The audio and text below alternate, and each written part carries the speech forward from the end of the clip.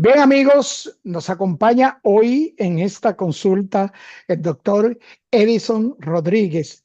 El doctor Rodríguez es psiquiatra infanto juvenil y con él trataremos un tema que tiene a la familia, a la sociedad y a la misma clase profesional de la salud mental muy ocupado, que es el asunto del neurodesarrollo en niños y adolescentes y el uso de los dispositivos electrónicos en niños y adolescentes. Bienvenido a Consulta Participativa, doctor. Muchísimas gracias por tenerme. Un honor poder participar y poder utilizar esta plataforma para poder compartir información y psicoeducar a la población. Así es, doctor. Gracias a usted. Nosotros sabemos de la agenda de ustedes, los profesionales de la salud, y vivimos agradecidos continuamente que nos consultan, nos conceden estas consultas. Vamos a arrancar de una vez. Doctor, doctor, los trastornos del neurodesarrollo en niños y adolescentes, doctor. ¿Cuáles son las patologías neurológicas que presentan los niños mayormente? Los trastornos del neurodesarrollo, donde los más emblemáticos son el trastorno del espectro autista y el trastorno por déficit de atención e hiperactividad, no se constituyen o se consideran per se como enfermedades. El concepto de enfermedad, un concepto biomédico, debe cumplir con ciertos requisitos para poder ser válido. Debe identificarse un agente patológico, un agente causal. Debe existir o poderse describir un proceso por el cual se deteriora un funcionamiento normal del organismo y por ende se evidencia también esa disfunción. Los trastornos del neurodesarrollo constituyen, vamos a decir así, un tipo de discapacidad, un tipo de capacidad diferente y ciertas circunstancias o características individuales. Estamos viendo, y es algo que preocupa mucho a la población, y me gustaría poder aclararlo, ofrecer un poquito de luz al respecto, un incremento en la incidencia de los trastornos del neurodesarrollo, específicamente tanto del autismo como del déficit de atención e hiperactividad. ¿A qué se debe esto? Si bien es cierto que existe cierto porcentaje de este incremento en la incidencia que nosotros no podemos explicar, hay un gran porcentaje que sí podemos hacerlo a través de la manera como han cambiado los patrones de reproducción de la población. Cada vez más, por inherencia de factores socioeconómicos y culturales, las personas están decidiendo tener hijos más tarde. Entonces, sabemos que existe una diferencia fundamental entre los gametos masculinos y los gametos femeninos. El hombre está constantemente produciendo nuevos gametos, mientras que la mujer nace con sus óvulos. Al momento del nacimiento, la niña tiene dentro de sus ovarios, en formación todavía, tiene sus óvulos.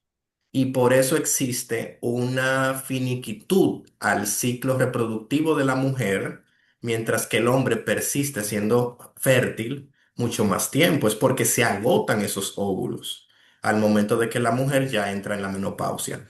¿Qué implica esto? Esto implica que para la mujer, para los gametos femeninos, la edad es un factor muy importante. También lo es para los gametos masculinos, pero en menor medida, porque a medida que el hombre va envejeciendo, su capacidad para producir gametos de calidad disminuye, pero no es tan drástico como el hecho de que si una mujer tiene 35 años de edad, sus óvulos también tienen 35 años de edad. Ese es uno de los principales factores que se asocia con la incidencia tanto de autismo como de déficit de atención y hiperactividad. Además de eso, también hemos visto un incremento considerable en la exposición pre y perinatal a tóxicos. Muchas veces hay procesos de vida fértil que no se supervisan. La mujer, por ejemplo, consume frecuentemente alcohol a pesar de encontrarse en edad reproductiva y encontrarse teniendo relaciones sexuales. Entonces ahí es muy importante el tema de la planificación reproductiva. Si yo estoy activamente teniendo relaciones sexuales como mujer y yo estoy consciente de que puedo quedar embarazada, entonces mi exposición a tóxicos debe estar regulada. porque irónicamente, ironías de la vida, la etapa más sensible del neurodesarrollo es precisamente esos primeros 3 meses después de la fecundación. Esos primeros 3 meses es el periodo donde se da la mayor cantidad de organogénesis, de reproducción neuronal, todo el tejido se forma y es donde hay más susceptibilidad al tema de la exposición a tóxicos, que tiene que ver con alcohol, tabaco, todo tipo de sustancia, incluso medicamentos también. Esa es la etapa crítica en ese sentido.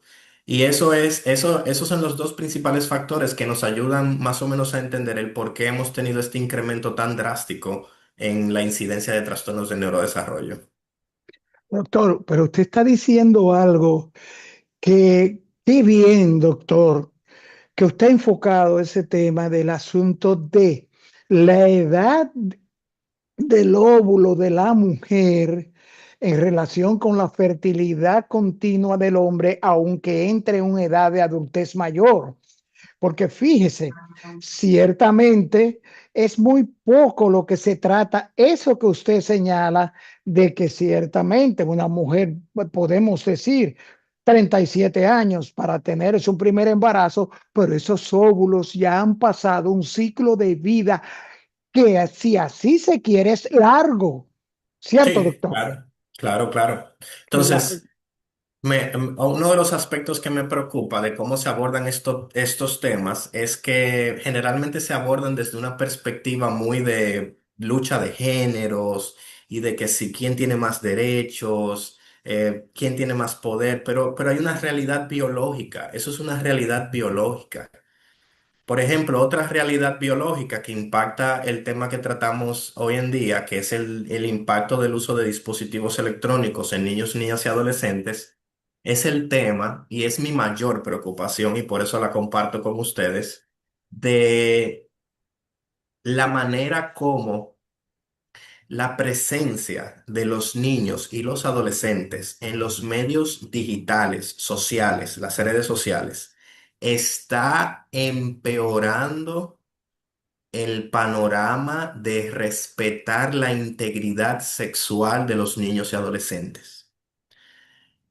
Tenemos que entender también que hay un aspecto biológico, no moral. A la sociedad, a la humanidad le ha costado muchísimo esfuerzo establecer el marco moral que indica que a los niños no se les toca, que los niños no deben tener contactos sexuales con adultos porque les perjudica. Eso ha sido un esfuerzo muy grande. Entonces, corremos el riesgo hoy en día continuar permitiendo que los niños y las niñas y adolescentes se expongan en redes sociales. Corremos el riesgo de desbaratar ese marco moral, porque estamos apelando y exacerbando aspectos biológicos. Naturalmente, biológicamente, el hombre tiene preferencia por parejas sexuales más jóvenes, porque es un tema evolutivo, es un tema de garantizar la reproducción. Eso no tiene un contexto moral, eso tiene un contexto instintivo más moral. Y como sociedad hemos adoptado, como parte del contrato social, hemos adoptado una serie de reglas para salvaguardar la integridad de los niños y niñas y adolescentes. Pero entonces el mensaje es incoherente porque permitimos que ellos se expongan e incluso algunos padres llegan al punto de exponer voluntariamente a sus hijos para obtener algún tipo de recompensa, ya sea remuneración económica o reconocimiento, los likes, los views, los streams, todas las cosas que generan placer en Internet y en redes sociales. Y eso es un aspecto muy importante a tomar en cuenta. Doctor, entonces, los trastornos del neurodesarrollo podemos decir que eh, fundamentalmente son causas congénitas. ¿Cuáles son las causas? Porque tenemos entendido que hay varias causas para los trastornos del neurodesarrollo en niños y adolescentes. ¿Cuáles son Sí, estas causas más comunes? Sí, precisamente todos los trastornos del neurodesarrollo y en gran medida todos los trastornos que involucran la conducta o la salud mental tienen un componente genético y un componente medioambiental. Algunos tienen más carga genética que otros, algunos tienen más carga medioambiental que otros. Pero en neurodesarrollo en particular pesa mucho la genética. De hecho, la heredabilidad del déficit de atención e hiperactividad es muy marcada. Estamos hablando de que casi siempre que detectamos un niño con compromiso atencional, que es compatible con trastorno por déficit de atención e hiperactividad, se puede identificar la línea de heredabilidad. El papá o la mamá tienen cierto grado de compromiso atencional. Lo mismo pasa con el autismo y lo mismo puede pasar con otras instancias de trastornos del neurodesarrollo. La heredabilidad es muy marcada. Ahora bien, el medio ambiente sobre todo actúa como un detonante o un modulador. No es lo mismo yo tener la vulnerabilidad y no verme sometido a numerosos eventos estresantes, a numerosas situaciones de adversidad durante la infancia, que también pueden detonar este tipo de situaciones o empeorarlas, a yo tener una infancia relativamente libre de estresores, con el suficiente cuidado y atención por parte de los padres, etcétera, etcétera. ¿Qué pasa? Que el panorama de la parentalidad moderna es muy complicado. Por eso nosotros usualmente, digo usualmente porque a veces uno es humano también, pero nosotros tratamos, los que nos dedicamos a salud mental infanto-juvenil, de tener misericordia con los padres, porque el proceso de parentalidad hoy en día es una tremenda aventura. Los padres no solamente están los dos obligados a producir bienes económicos, que es una diferencia muy marcada a cómo era la vida anteriormente, sino que también están bajo un nivel de exigencia y estrés y bajo un nivel también de expectativas de cómo deben ser sus hijos, de cómo se deben comportar sus hijos, de cómo se deben insertar sus hijos en sociedad, que viven angustiados. Y la angustia es un predictor de mal pronóstico en todo proceso parental. El padre que siente que no está haciendo las cosas bien, que no puede controlar a su niño, que no puede brindarle las cosas que su niño necesita, va a vivir en el miedo, en la angustia, en la desesperación, y eso es una receta para el caos, porque va a tomar malas decisiones. Una persona con miedo y angustia generalmente toma malas decisiones. Doctor, ¿cómo se diagnostica un trastorno del neurodesarrollo? ¿Cuáles son las pruebas, los métodos? ¿Cuáles son las manifestaciones de un trastorno del neurodesarrollo que debe inducir a un padre a conducir su hijo a la mano del profesional? Esto es algo que causa mucha confusión siempre, porque al igual que la mayoría de las condiciones de salud mental, los trastornos del neurodesarrollo, la mayoría, por no decir todos, aquellos que no se deban quizá a alguna causa orgánica muy mayúscula, son de diagnóstico clínico. Esto quiere decir que el profesional que tiene la formación, la experiencia, la casuística de haber visto, de haber experimentado estos casos, va a identificar, guiándose de los manuales diagnósticos, una serie de criterios o una serie de manifestaciones que entonces lo llevan a dar el diagnóstico. Eso es muy subjetivo y depende mucho de la capacidad y el experticio individual. Por este motivo es que este es uno de los motivos por los que se han desarrollado las pruebas psicométricas, las pruebas estandarizadas que aplican los psicólogos clínicos, los neuropsicólogos, los psicometristas. Pero las pruebas psicométricas no necesariamente reemplazan o invalidan el criterio clínico, lo complementan. Muchas de las pruebas psicométricas que nosotros utilizamos para diagnosticar cosas como el trastorno del espectro autista no ofrecen únicamente el diagnóstico como tal, sino que ofrecen una comprensión de cuáles son las áreas que están más afectadas en el individuo, cuáles son las características así como más minuciosas para poder entonces establecer cuáles son los parámetros o los patrones de tratamiento, las terapias necesarias, la urgencia o la jerarquía de esas terapias, que es algo que también causa mucha angustia en los padres porque por ejemplo, un niño con trastorno del espectro autista con un marcado compromiso en su desarrollo va a recibir casi siempre las tres recomendaciones básicas: conductual, ocupacional y habla. Algo que los padres deben saber es que casi siempre se condiciona la participación en terapia de habla a que se vean primero las dos antes mencionadas. Porque a diferencia de conductual y ocupacional, que son terapias donde se utilizan muchos reforzadores, donde se trata como de moldear la conducta del niño, habla es muy egodistónica. O sea, habla es vamos a sentarnos y vamos a confrontar esta situación. Entonces, algunos padres entran en desesperación porque consiguen que le den habla al niño, pero no han recibido ocupacional y conductual, entonces no hay un adecuado aprovechamiento del habla porque el niño todavía tiene demandas a nivel conductual y a nivel ocupacional. Doctor, estamos hablando en esto del trastorno de la comunicación. Los trastornos de comunicación dentro del contexto del trastorno del espectro autista, porque los trastornos de la comunicación también se pueden considerar una afectación del neurodesarrollo cuando vienen de manera aislada.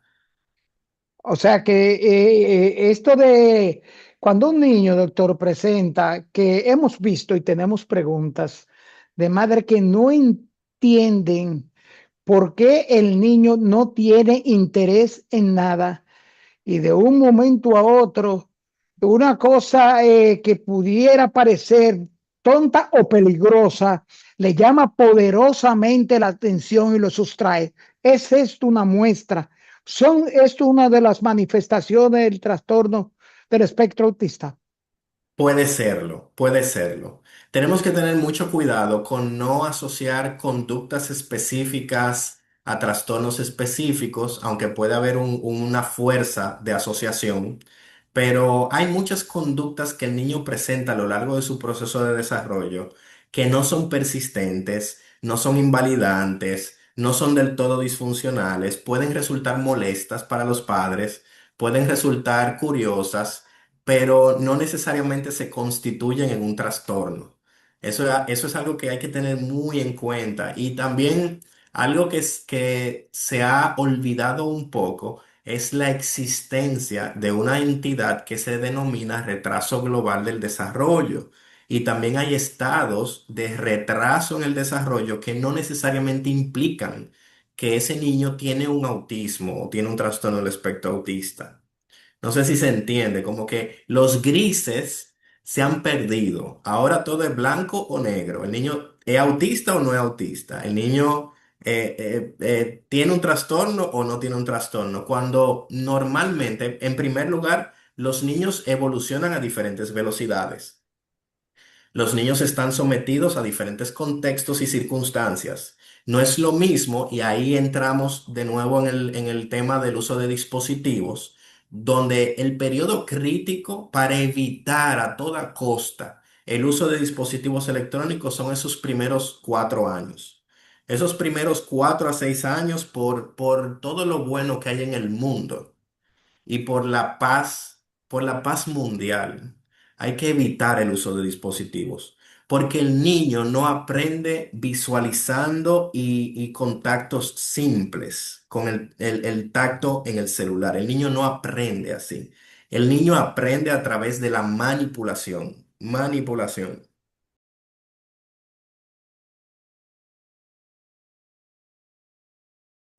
Doctor, pero es que el asunto de los trastornos del espectro autista son, como usted señala, no se pueden encasillar por manifestaciones y eso. Tenemos el caso de una amiga de consulta participativa que ella, por un lado, como madre, se preocupa de eso que comentábamos, de la sustracción a veces del hijo y de la dedicación a otros. Y el padre a veces lo señala con que eso es que él es súper inteligente. Explíqueme, doctor. Miren, esa explicación parte de comprender cuáles son las circunstancias afectivas de un padre que recibe el diagnóstico, cuyo niño recibe un diagnóstico de neurodesarrollo. Porque eso es lo que condiciona la vulnerabilidad de estos padres. Saberse ante una situación que no tiene una solución rápida, no tiene una solución ni siquiera bien clara, porque muchas veces no se le comunica a los padres cuál es la utilidad que tienen las intervenciones terapéuticas, las intervenciones farmacológicas también, que vamos a hablar un poquito sobre eso. Eh, Toda esa angustia, habíamos hablado de la angustia y de la desesperación y el miedo. Entonces, se ha tratado de normalizar la discapacidad. Y se ha tratado de generar inclusión, aceptación, lo cual es algo bueno en esencia, pero a veces se utilizan métodos que son un poco contraproducentes. Y ahí surge toda esta terminología de altas capacidades, de doble excepcionalidad, de persona altamente sensible. Todas esas terminologías son muy chulas, son muy agradables, buscan que la persona se sienta bien y que los padres no se sientan tan angustiados con la situación de su hijo, pero pueden ser un arma de doble filo. Porque hay que reconocer que, si bien es cierto, no todos los niños con compromiso del neurodesarrollo tienen algún tipo de discapacidad intelectual, hay un porcentaje que sí tiene discapacidad intelectual y hay un porcentaje que su forma rígida, obsesiva, sistemática de ver el mundo le va a ser un impedimento o un obstáculo para poder desarrollarse adecuadamente. Entonces, sí, el niño se puede saber todas las banderas del mundo.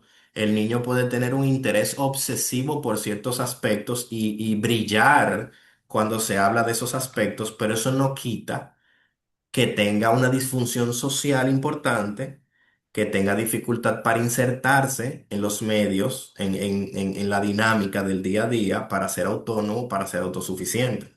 Entonces, ni una cosa ni otra.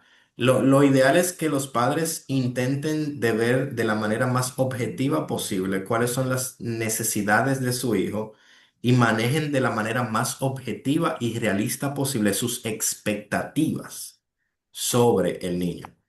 Generalmente se da una dicotomía de que o hay unas expectativas muy bajas o inexistentes, o hay unas expectativas que son irreales. Y ambos casos perjudican el desarrollo del individuo.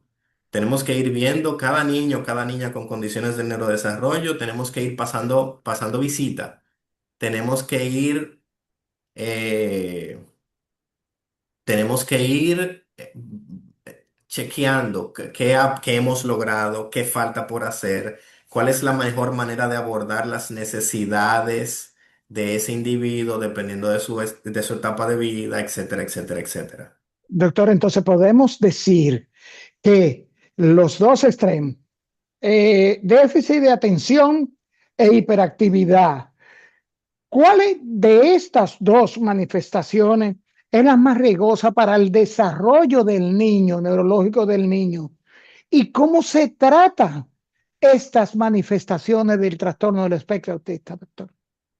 Ahí tenemos que hacer una diferenciación importante, porque el trastorno por déficit de atención e hiperactividad es una entidad del neurodesarrollo y el trastorno del espectro autista es otra, pero están más relacionadas de lo que usualmente se comenta. Tanto así que un niño con trastorno del espectro autista puede tener a lo largo de su vida compromiso atencional y puede presentar hiperactividad y puede presentar otras características que le pertenecen a su prima hermana, y un niño con trastorno por déficit de atención e hiperactividad puede tener, sobre todo en sus primeros años de vida, conductas autísticas y aparentar un doble diagnóstico, que también es una situación que se da. Poniendo eso de lado, si usted me pregunta cuál de las dos manifestaciones, si la hiperactividad, impulsividad o la inatención tienen mayor impacto en el desarrollo del individuo, es difícil establecer, depende mucho el contexto.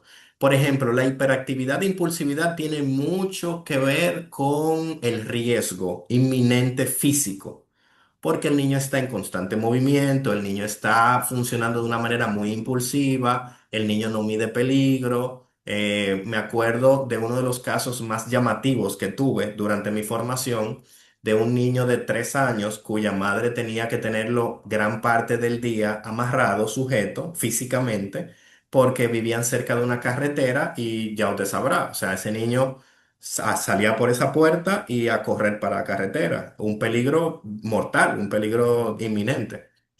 Pero también hay que tomar en consideración que la inatención es muy perjudicial. La inatención impide que el individuo o dificulta que el individuo pueda prestarle atención a las pautas del medio. Y todo aprendizaje guarda una relación importantísima con la capacidad para prestar atención. No solamente el aprendizaje académico, también el aprendizaje moral. O sea, nosotros aprendemos sobre el contrato social y aprendemos cómo comportarnos y cómo relacionarnos con los demás porque prestamos atención. Le prestamos atención a la manera como los demás responden a las cosas que nosotros hacemos, cómo actuamos. Entonces nosotros actuamos de una manera, el otro responde y nosotros entonces vamos aprendiendo. La inatención también condiciona mucho un pobre desempeño en las actividades de la vida diaria. Entonces es un niño o una niña que recibe mucha crítica por algo que el niño no puede identificar y que el adulto tampoco lo puede hacer. ¿Por qué se le caen las cosas? ¿Por qué se le olvidan las cosas? ¿Por qué no puede esperar su turno? ¿Por qué no puede hacer silencio cuando los demás hablan? Y es una discapacidad bien compleja porque es un individuo que tiene sus dos piernas, sus dos manos, sus dos ojos, su boca, todo aparenta estar en orden. Entonces no hay como una justificación del por qué tú no puedes comportarte como una persona normal. Y eso genera un malestar interno increíble, al punto de que a un niño, a mí se me puede sentar enfrente un niño de 9 años en la consulta, yo preguntarle por qué te traen donde mí, por qué te traen a ver al médico y el niño decirme porque yo soy un niño malo. Y yo entonces dentro de mí pensar qué cosa tan catastrófica tú has hecho en tus 9 años de vida para tú decir que tú eres un niño malo. Pero viene de años de por qué se te olvidó eso, por qué se te quedó aquello, por qué perdiste lo otro, por qué se te rompió, por qué. Muchacho, pon atención, que tú no pones atención, que tú no me estás escuchando, que tú no quieres oírme, que tú no te la Exacto. cara. Y no hay una cosa que le salga más natural al adulto que interpretar la actitud o la conducta del niño con maldad. Eso es una cosa increíble, señores y señoras que nos están escuchando. De una vez por todas. El niño manipula. El niño no manipula por malicia. El niño manipula porque es su única estrategia de supervivencia. El niño no caza, el niño no siembra, el niño no recibe un salario, el niño no se puede proveer a sí mismo de lo que necesita. La única estrategia que tiene el niño evolutiva para poder sobrevivir es que él haga algo y los adultos a su alrededor respondan. Doctor, hoy son tantas preguntas. Doctor, ¿cómo se tratan estos trastornos del neurodesarrollo? Fundamental el trastorno del espectro autista. Eso es una excelente pregunta, excelente pregunta. Yo quizá pueda arrojar un poquito de luz, sobre todo en el contexto que estamos viviendo actualmente en la República Dominicana. No voy a mencionar nombres, no voy a hacer referencia no voy a hacer más referencia a la situación, pero vamos a verlo desde el punto de vista conceptual y científico. Los trastornos del neurodesarrollo hasta el día de hoy, o por lo menos la última revisión que hice de los libros, no se ha identificado una alteración macroestructural en el cerebro. Todo niño con autismo, o con sospecha de autismo, perdón, se le pide una resonancia magnética, o una tomografía, algún tipo de imagen cerebral para descartar que no existan alteraciones físicas, orgánicas, biológicas, estructurales en el cerebro que podrían estar produciendo el cuadro. No se le manda la imagen para diagnosticar autismo, se le manda la imagen para descartar otras cosas. Igual el electroencefalograma se le manda porque hay una correlación, hay una relación muy estrecha entre el autismo o los trastornos del neurodesarrollo en general y la epilepsia. Y eso es uno de los criterios de peor pronóstico. Si un niño tiene trastorno del espectro autista y encima tiene una epilepsia no tratada, el pronóstico empeora. La mejor manera que yo he encontrado de cómo explicar el proceso de neurodesarrollo y de cómo se origina el tema del autismo es la construcción de un edificio. La construcción del edificio empieza con el análisis del suelo y el subsuelo. Entonces, después que uno saca todos los permisos en el ayuntamiento y hace toda la parte burocrática, entonces uno empieza, prepara el subsuelo, después hace la zapata, la base. Entonces, sobre esa base uno construye un primer piso, después uno construye un segundo piso, después uno construye un tercer piso y sucesivamente. A diferencia de la construcción de un edificio que si usted metió la pata y tiene suficiente dinero, usted debarata eso y vuelve y lo construye, el cerebro no se puede destruir y reconstruir. Lo que se ha construido desde que se ocurrió esa fecundación hasta el día de hoy no se puede desbaratar enterito para hacerlo como usted necesita hacerlo. Quizá en el mejor de los casos, si usted tiene una zapata medio débil y un primer piso que no era lo que usted esperaba, quizá el segundo piso, si usted corrige, usted puede hacer el segundo piso mejor. Pero sigue con esa debilidad en el primer piso y sigue con esa debilidad en la zapata. Entonces, eso para entender el por qué nosotros los médicos decimos que el autismo no tiene cura. Ya hablé del concepto de enfermedad desde el punto de vista biomédico. Se necesita un agente causal específico, un proceso patológico y una disfunción comprobada. Entonces, no tenemos per se un agente patológico, un agente causal, tenemos una multitud de alteraciones genéticas que son alteraciones en las instrucciones de cómo se va a construir ese edificio, pero el edificio no se va a derrumbar, que es lo que confunde a muchas personas. El hecho de que el edificio, dígase, el cerebro, no se derrumbe y deje de funcionar, no quiere decir que no hay una alteración. Entonces, la alteración no es en la macroestructura, ya eso lo dijimos. La alteración ni siquiera es en la microestructura de cómo están los pisos distribuidos. La alteración es en la funcionalidad. Dígase, usted tiene, en buen dominicano, para que se entienda el ejemplo, usted tiene la licuadora en el baño. Cada vez que usted se quiera hacer un batido en la mañana, usted, en vez de levantarse y coger para la cocina y prepararse su batida, usted primero tiene que desviarse y pasar por el baño a buscar la licuadora para llevar a la cocina y resolver. Entonces, eso complica todo. Eso complica todo el proceso de habitar en ese apartamento, en ese edificio, porque las cosas no están acomodadas de acuerdo a cómo se supone que deben estar. Tratamientos, que si acaso debería llamársele así. Lo que pasa es que sigue la descripción desde el punto de vista biomédico y por eso nosotros utilizamos el concepto de tratamientos. Se le podría llamar apoyos y por eso la clasificación más contemporánea dice niveles de apoyo.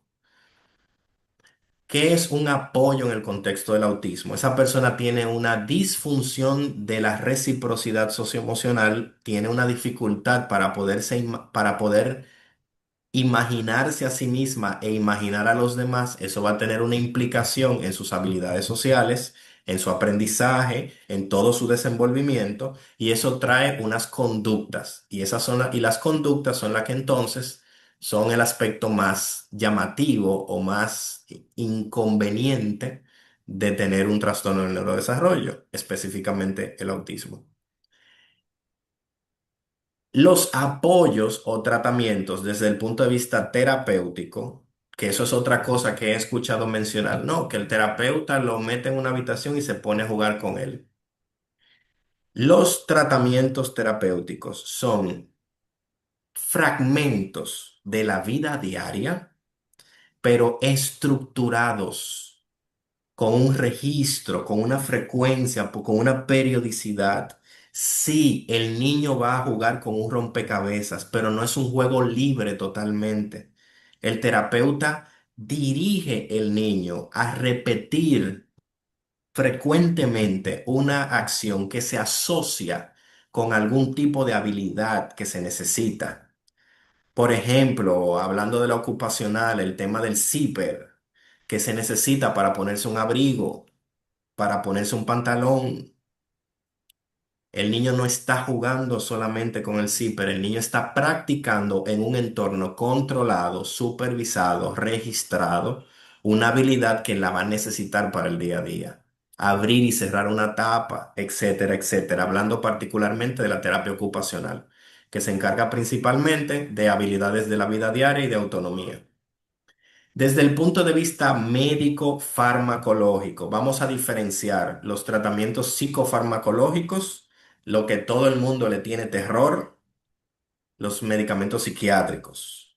Vamos a diferenciar lo de la suplementación, que son vitaminas, minerales, aminoácidos, todo lo que ustedes quieran. Los suplementos reciben ese nombre porque la mejor suplementación es la dieta. La dieta es la responsable principal de suplir las necesidades del individuo de esos elementos. Cuando existe alguna deficiencia en la dieta, que las hay, y en el caso de los niños con autismo que tienen mucha selectividad alimentaria, que tienen intolerancia a las texturas, que todo les hiede y nada le huele en comida, hay deficiencias. Cuando se detecta una deficiencia, se suplementa esa deficiencia. Ahora bien, otro nivel. La suplementación se puede dividir en suplementos que son estructurales y funcionales. Los suplementos estructurales son aquellos que forman parte de la construcción del edificio que mencionábamos anteriormente. Dígase lo bló, la varilla y el cemento. En el caso del suplementos tenemos los ácidos grasos, el DHA, la colina, la B9 o folato o recientemente mencionada la leucoborina, que es una alternativa de ácido fólico que es más rápidamente absorbible, es bioactivo, o sea que requiere de menos pasos de metabolismo, pero sigue siendo ácido fólico, sigue siendo blo, varilla y cemento. Entonces, si nosotros llegamos a la conclusión de que estas condiciones no son necesariamente un déficit de blo, varilla y cemento, y le damos más blo, varilla y cemento, ¿estamos resolviendo el problema? No. Solamente en aquellos casos en los que se comprueba. Se lo podemos dar a todos por si acaso, amén. Pero idealmente, porque muchos de estos suplementos en exceso pueden tener efectos negativos para la salud, pero idealmente solamente se suplementa cuando se detecta algún tipo de déficit. Por esa razón. Doctor, se nos acabó el tiempo, nos hemos pasado, pero doctor, se nos queda el tema del uso de los dispositivos electrónicos en niños y adolescentes. Y desde hoy le estoy invitando, doctor, para un próximo programa, porque yo tengo 12 preguntas de amigos de consulta participativa solamente para ese tema. Mi niña tiene 6 años y quiere tener su celular. ¿Cuánto tiempo el niño tiene que estar con el juego electrónico? ¿Qué debo hacer cuando la niña mete o el niño mete abajo de su almohada el celular escondido? A veces se trata una cantidad de preguntas, doctor, Sí, me que, imagino. que habrá que hacer un programa diferente. Doctor, Sí, el tiempo es un tirano. Gracias, es doctor. así. Cuídense mucho, un placer estar con ustedes. Doctor, el placer de nosotros y las puertas de consulta participativa. Hago formal entrega de las llaves a usted. Bien, amigos, gracias por acompañarnos a estas consultas con el doctor Edison Rodríguez, psiquiatra infanto-juvenil, donde estuvimos tratando los temas del neurodesarrollo en niños y adolescentes, principal y fundamentalmente todo lo que tiene que ver con el trastorno del espectro autista. Amigos, amigas, nos vemos en la próxima consulta.